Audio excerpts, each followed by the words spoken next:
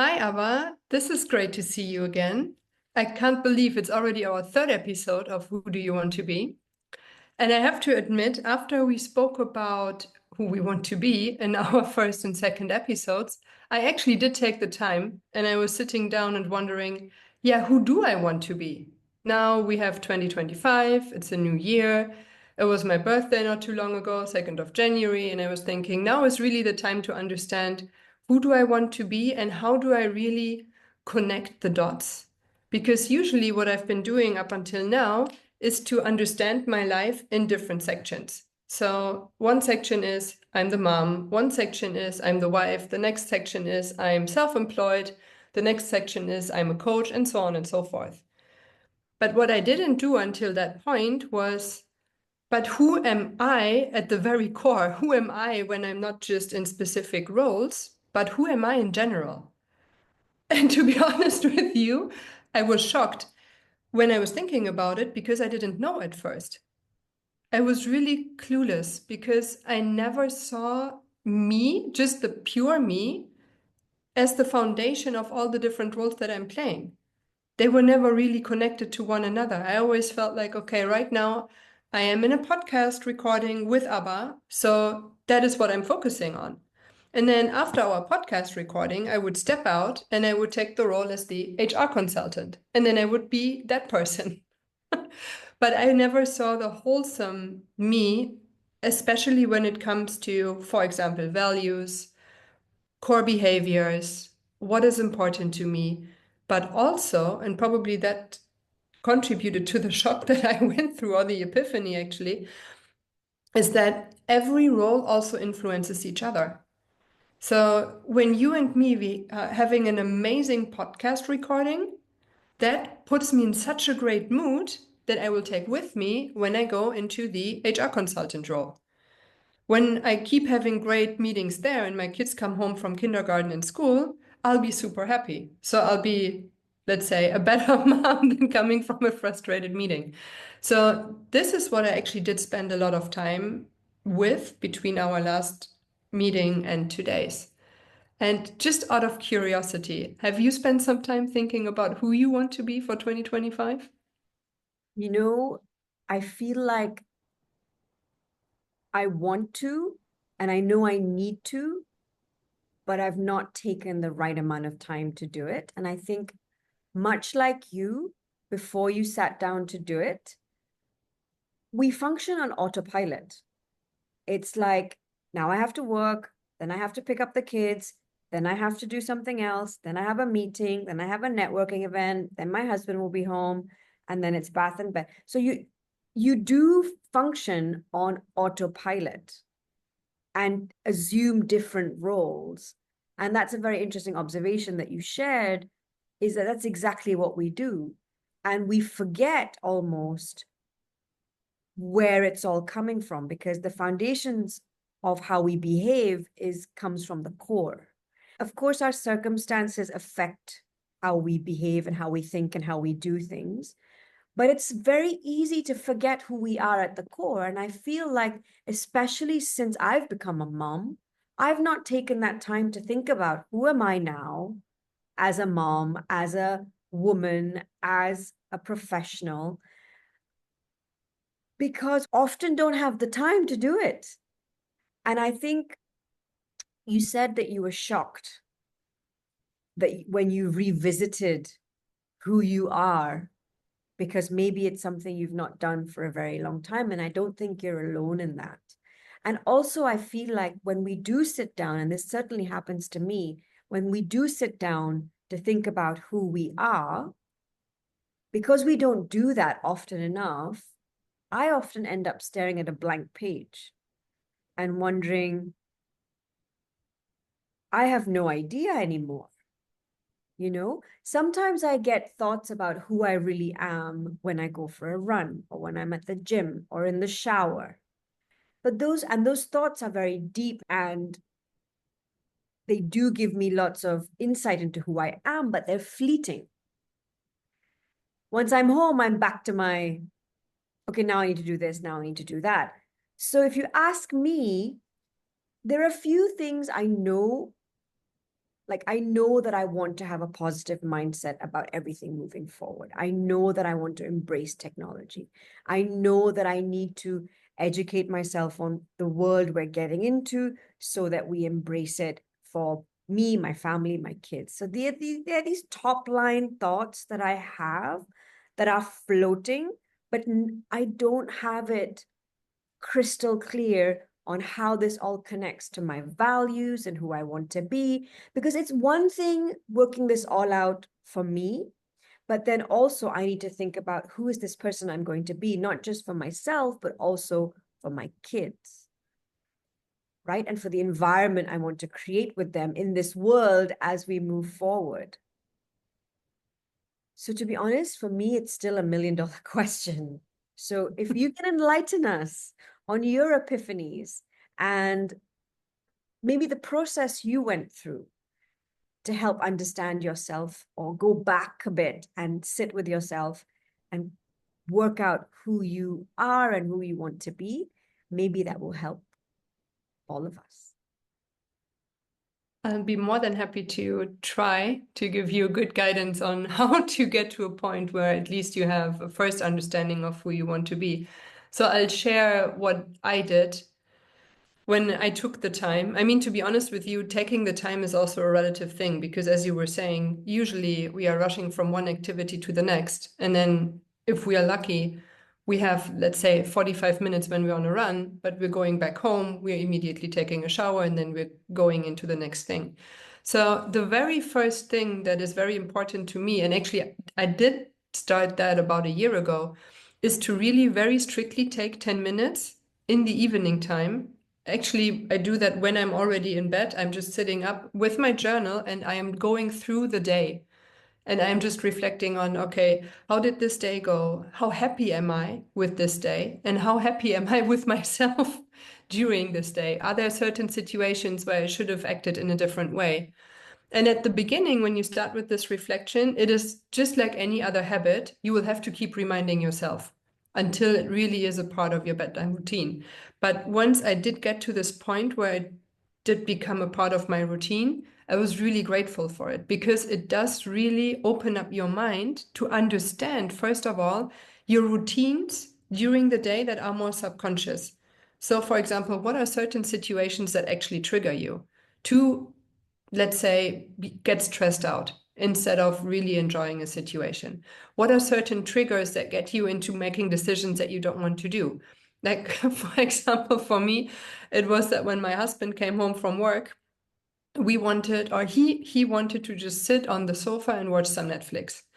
Whereas my main interest would have been to just sit on the sofa and read a really good book, something that calms me down more than watching Netflix. But because I didn't want to make my husband uncomfortable after his very long day, I was sitting there with him watching Netflix, even though it didn't make me happy.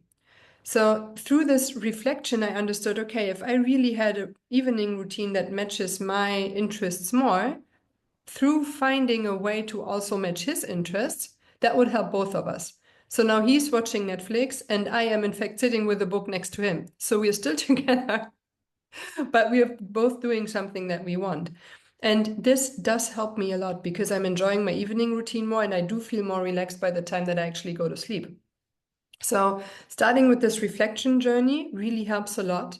And now, when I was asking myself, who do I want to be 2025 and going forward, most of all, I was looking at my behaviors throughout last year. I wasn't looking so much at what we usually look at, which is how close did I get to my goal? What did I actually achieve? How much money did I make?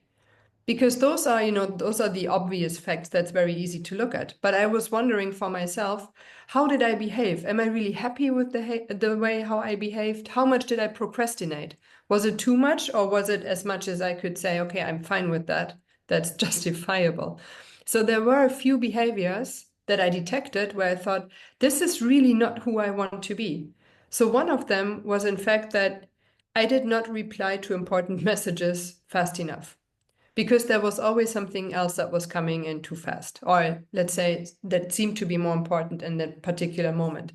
Another thing was that I thought, I'm getting too stressed with my kids too fast. So there were too many things that triggered me. And when I looked into that, I realized that when I am with my kids, I am still somewhere else in my mind. I'm still with my last client. I'm still wrapping up the last coaching. I'm already preparing dinner, something like this. But I wasn't completely focused on my children. And so when I was starting to prepare a list of who I want to be for 2025, I was really only focusing on my behaviors because our behaviors are very, very tightly connected to our values. So this is the next big question. Do you know what your values are? And if you don't, what do you think they are, or what would you like them to be? Because when you start with the question, what would you like them to be? You can also link that very nicely to your behavior and then see if I want to behave according to these values, what would I have to do differently?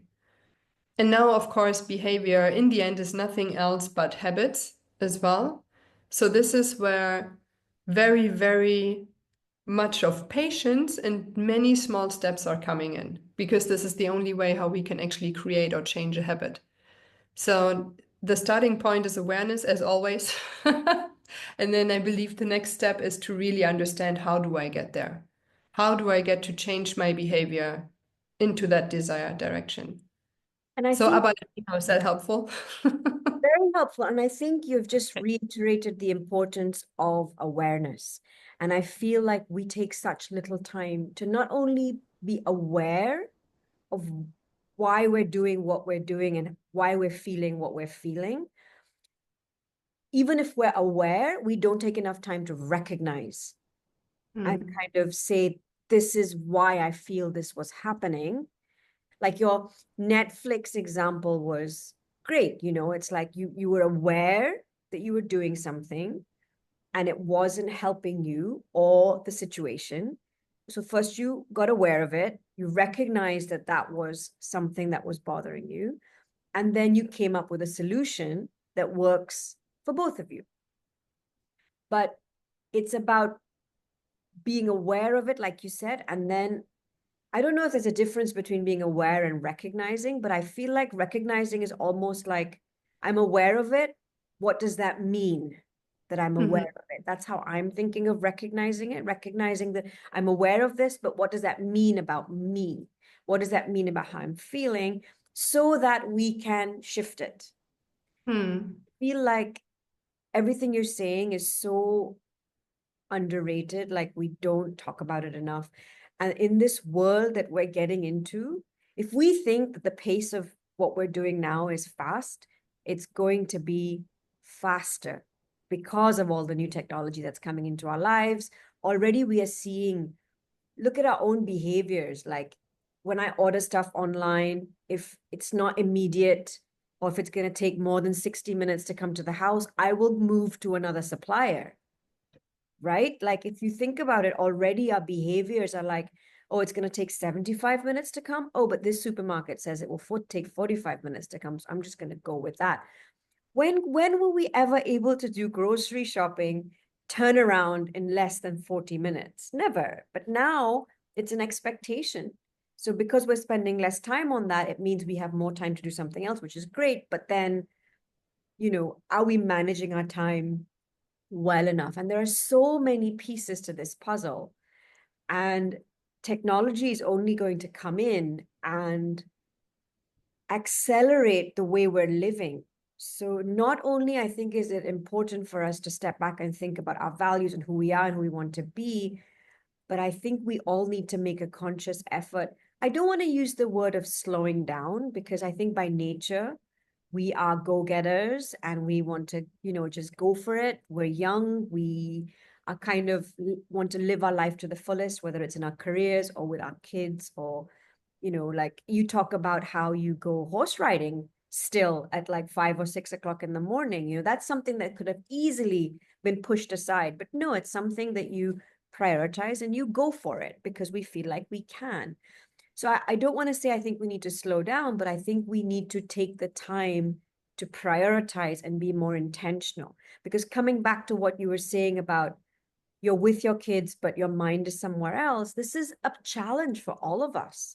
One of the things I did write down in the beginning of the year is that whatever I do, I want to be more present. even if it's for a less amount of time.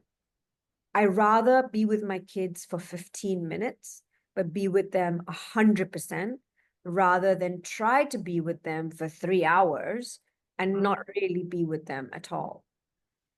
So, and that all links back to the fact that there's so much going on all the time that's only going to become more as more and more technology comes into our lives, as everything is a click of a button, everything is on demand, robots, chatbots, everything is just going to be accessible to us so much faster. Like before you could wait, right? But you'd have to wait, you'd have to wait.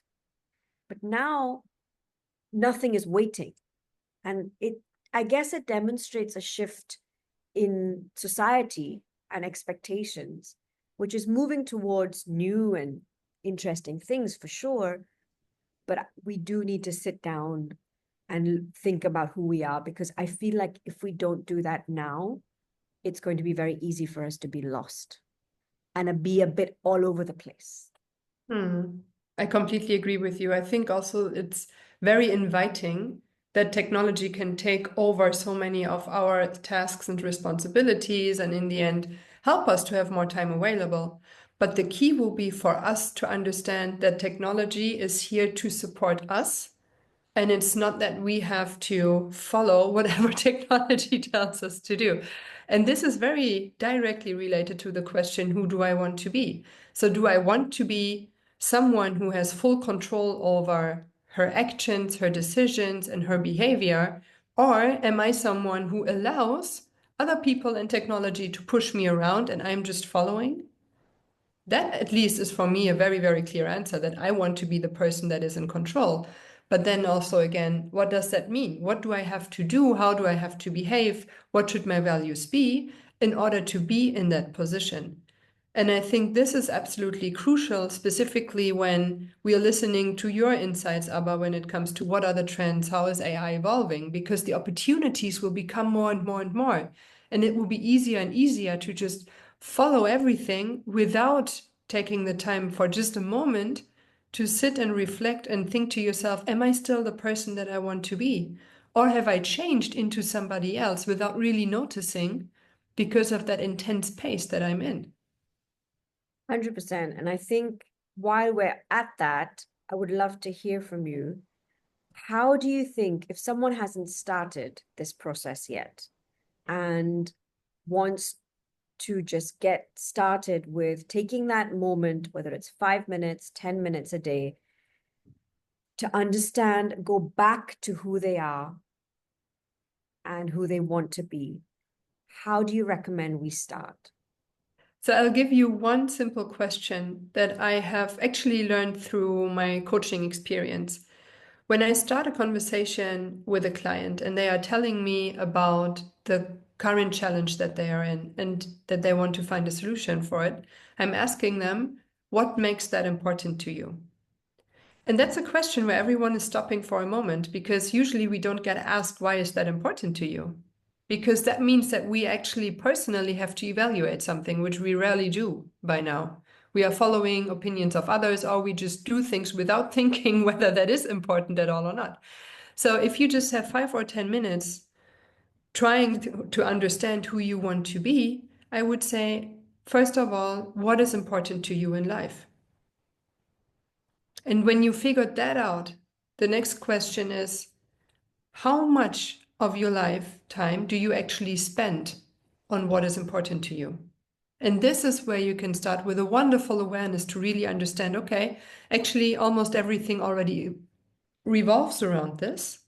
Or, oh my God, this is important to me, but last year I haven't done anything that's even related to it.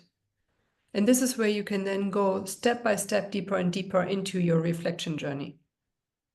And how do you recommend that links, or we make that link to understanding or revisiting our values?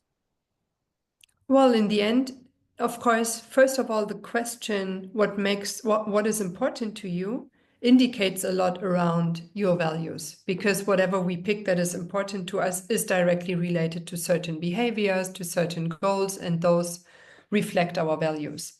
Of course, it might be difficult to immediately understand how something that's important to me is related to my values. But there again, we can take step by step. First of all, understanding what is important to me. Then, how do I get to what is important to me? Or how do I behave the way that is important to me? And then in the next step, I'm asking myself which values are necessary or show through what is important to me or what I want to behave like. Okay, great. So I guess we all have some homework to do. Well, I would strongly recommend this homework for sure, and I'm quite confident that finding those answers will be a great guidance for you through 2025 and beyond. So let's all commit to spending 5 to 10 minutes every night or every morning, a few times a week, if not every day, to reflect not only on last year, but also on this year and who we want to be moving forward. Beautiful. Let's do that, Abha. Thank you.